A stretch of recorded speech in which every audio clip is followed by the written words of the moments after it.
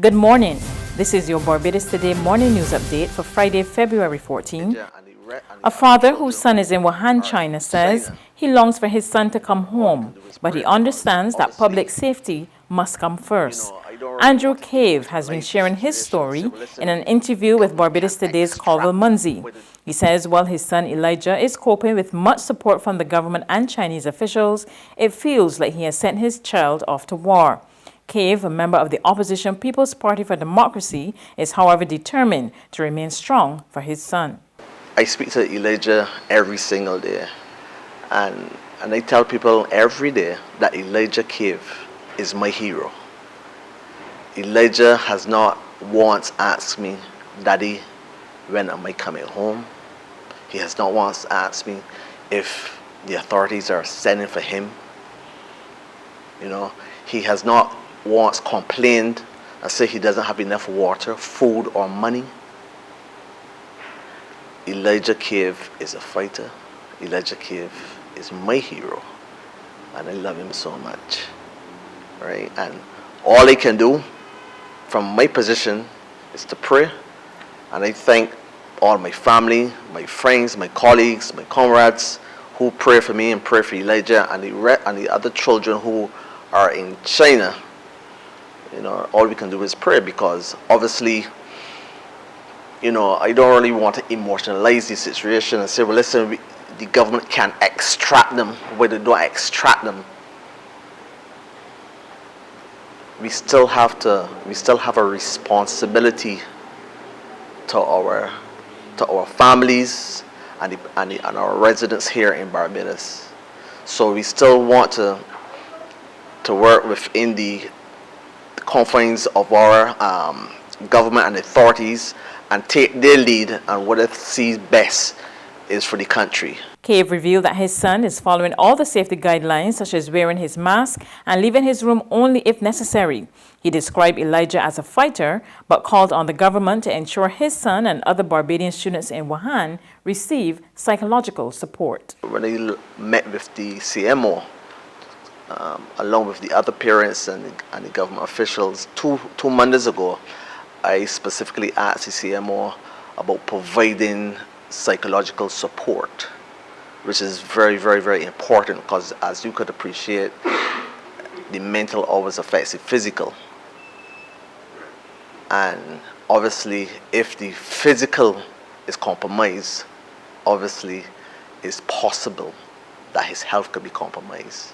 So dealing with the situation, approaching the situation from a psychological point of view, I think that is quite strategic and quite necessary to do such a thing. Meanwhile, the opposition People's Party for Democracy and Development is taking issue with government's handling of the coronavirus threat. PDP spokesman on health, Paul Gibson, contends that while government is adhering to standards by the World Health Organization, those measures don't go far enough. Gibson argues that due to the fact that very little is known about the disease, it might be better to err on the side of caution. Unfortunately, when you listen to members of PAHO and WHO on the international media, what they're actually saying is, this virus is new. We don't have a clue where it will go or what will happen. There's no herd immunity in existence that would facilitate protection of persons. It's a very virginous landscape with this virus. And the protocols being recommended by WHO and PAHO are the ones that they're using. Now, are they the best that can be done? Based on the evolution, we're realizing that there are amendments, adjustments to the algorithms that are currently in place. And we do believe that some of the things need to be tightened a little bit. Gibson also suggests that government should tweak its quarantine policies. Not only is he calling for more quarantine facilities, but he wants authorities to reconsider protocols for cruise ships with persons presenting with respiratory illnesses and more stringent measures for visitors coming from regions impacted by the virus. That if you are coming into Barbados from that region, that there should be a significantly higher bar in respect to those individuals. There are not very many, thankfully, but those persons should be willing to be subject to quarantining once you're coming back into the Barbadian environment, because you really are not sure if they have been or have not been exposed. And so this is of a concern to us as a party. We believe that other facilities should be considered or commandeered by the government using the statutes and our laws that we have to house persons that are suspected of having the coronavirus, or they may not be symptomatic, but they should have a facility apart from Paragon for the housing of those persons for the 14-day period. The Smart Bridgetown project, which includes free public Wi-Fi, has been delayed. Word of this from the government's Information Technology Chief, Rodney Taylor.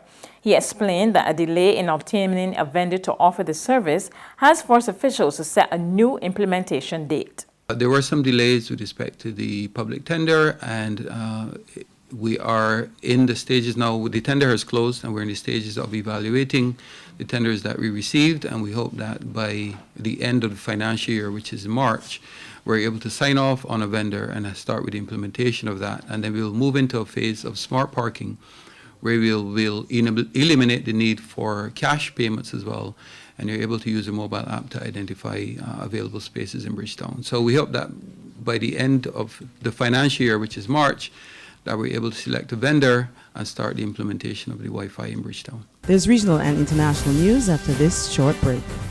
It's Festive Friday at the Bridgetown Night Market at Pelican Craft Center. Kick off the weekend this Friday from 4 p.m. to midnight with loads of food, drinks, and entertainment. Get ready for Crop Over with the Rhythm Root Street Parade. Party like it's Kadooman Day on the street around Pelican Village with costume reveler, music, and more. It's Festive Friday. It's Festive Friday at the Bridgetown Night Market at Pelican Village Center from 4 p.m. to midnight. Admission free.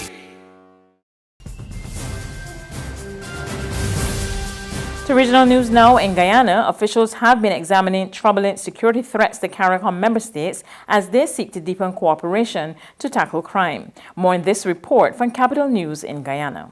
Illicit firearms, gangs, and organized crime were identified as the top 3 security threats to the CARICOM region, says Public Security Minister Kemraj Ramchatan. The minister made the comments at a workshop organized by the European Union on the Arms Trade Treaty Outreach Project held at the Ortichon Conference Center. The Tier 1, what comes up as the most significant threat? Illicit firearms. Then gangs and organized crime. Then drug trafficking. Then transnational organized crimes. And then, of course, the list goes on. But the top 4 have to do largely and are related with guns. Illicit firearms, gangs and organized crime. Well, the weapon of choice, of course, is a handgun or even sometimes submachine guns and all of that. Drug trafficking, that's big gun related. The minister said regional officials have to ensure that they get as much expertise to build capacity. On the international front, fires across Australia's most populous state are now contained for the first time in nearly 6 months. Authorities said on Friday that heavy rains helped firefighters and boost some dam levels to their highest in nearly 2 years. Australia has been battling hundreds of blazes since September in an unusually prolonged summer wildfire season that was fueled by 3 years of drought, which experts have attributed to climate change. The fires destroyed thousands of homes and prompted mass evacuations of both locals and tourists. That's news, but for the very latest, visit our website at www.barbadostoday.bb. You can also subscribe to our e-paper, email updates, or like us on Facebook, and sign up for our breaking news alerts via WhatsApp. We're also on Izumi Media in bus terminals, as well as screenplay at supermarkets and gas stations near you. You can also hear us on Mix 96.9 FM and Capital Media HD 99.3 FM.